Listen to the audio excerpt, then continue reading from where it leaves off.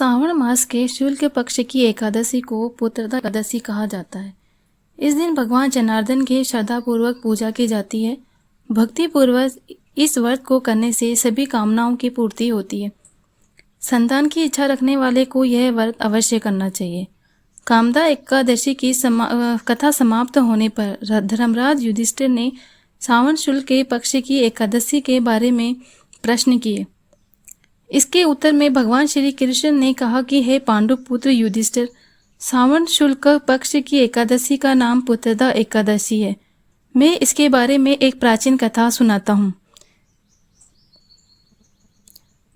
जिसके पढ़ने और सुनने मात्र से वाजपेयी यज्ञ का फल प्राप्त होता है।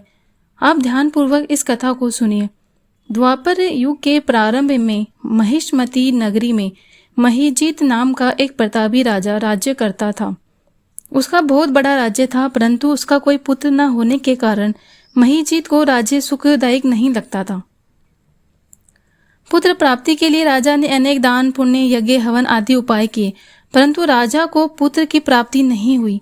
वृद्धा अवस्था आती हुई देखकर राजा अपनी प्रजा के प्रतिनिधियों और विद्वान ब्राह्मणों को बुलाकर कहने लगा, हे प्रजाजनों, मैंने इस जन्म में तो कोई पाप नहीं किया। मेरे खजाने में अन्याय से उपार्जन किया हुआ धन भी नहीं है, और नहीं मैंने कभी देव मंदिरों, सदगृहस्थों अथवा ब्राह्मणों का धन छीना है।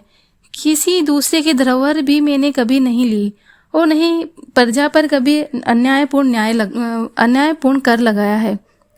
मैं प्रजा का पुत्र के समान पालन करता हूँ तथा ब्राह्मणों और सन्यासियों को भरपूर दान करता हूँ।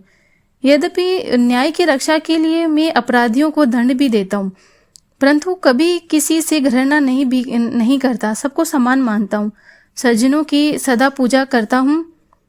इस प्रकार धर्म युक्त राज्य करते हुए भी मेरे पुत्र नहीं है। इस कारण मैं अत्यंत दुख पा रहा हूँ। इसका क्या कारण है? राजा महीजीत की इस समस्या के निवारण हेतु प्रजा के प्रतिनिधि तथा मंत्रीगण वन में जाकर बड़े बड़े ऋषियों और मुनियों के दर्शन करते हुए किसी विद्वान तपस्वी की तलाश में लग गए। एक आश्रम में उन्होंने एक अत्यंत वयोवृद्ध धर्म के ज्ञाता बड़ा तपस्वी, परमात्मा में मन लगाए हुए निराहार, जितेंद्रिय, जियात्मा, जित क्रोध, सनातन धर्म के गूढ़ तत्वों को जानने वाले समस्त शास्त्रों के ज्ञाता महात्मा लोमश ऋषि को देखा। एक कल्प के व्यतीत होने पर एक रोम गिरता था। लोमश ऋषि का इतनी अधिक आयु थी, सबने जानकर लोमश ऋषि को प्रणाम किया और सामने बैठ गए। उन्हें देखकर ऋषि ने आने का कारण पूछा। आप सब मुझे अपनी समस्या बताएं, निसंदेह मैं आप लोगों का हित करूंगा। लोमश ऋषि के ऐसे वचन सुनकर सब लोग बोले, हे ऋषि, यदि भी आप हमारी बात जानने में समर्थ है, मगर फिर भी हम आपको अपनी व्यथा कहते हैं। महिष्मतीपुरी का धर्मात्मा राजा महीजीत प्रजा का पुत्र के समान पालन करता है, परंतु फिर भी वह पुत्रहीन है। हम लोग उसकी प्रजा है। अपने राजा के दुख से हम भी दुखी है। हमको पूर्ण विश्वास है कि आपके दर्शन से हमारा संकट अवश्य दूर हो जाएगा, क्योंकि महान पुरुषों के दर्शन मात्र से अनेक कष्ट दूर हो जाते हैं। आप कृपा करके राजा के पुत्र होने का उपाय बताएं।